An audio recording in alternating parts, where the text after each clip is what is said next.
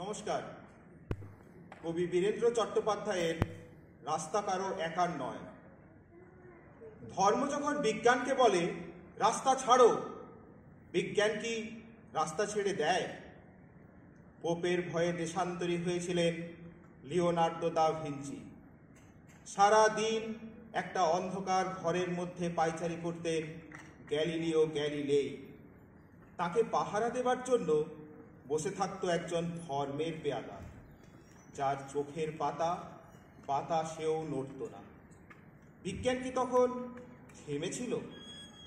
তীর্থের পাণ্ডাদের হৈ হৈ, তাদের লাল চোখ কি পেরেছিল পৃথিবীকে বেঞ্চের উপর দাঁড় করিয়ে সূর্যকে তার চারদিকে উঠবস করাতে?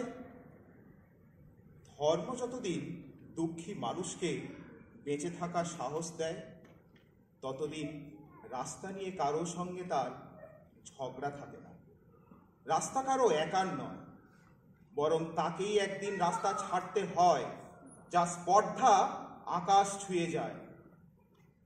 বিজ্ঞান যখন প্রেমের গান ভুলে ভাড়াটে জল্লাদের পোশাক গায়ে চাপায়, আর রাজনীতির বাদশারা পয়সা দিয়ে তার ইজ্জত কিনে নেয়, আর তার গলা থেকেও ধর্মের ষাঁড়েদের মতোই কর্কশ আদেশ শোনা যায়, রাস্তা ছাড়ো নইলে।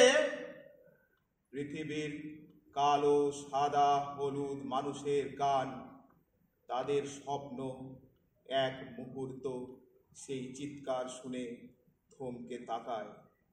তারপর যার যেদিকে রাস্তা সেদিকে মুখ করেই তারা সামনে আরো সামনের দিকে এগিয়ে যায়।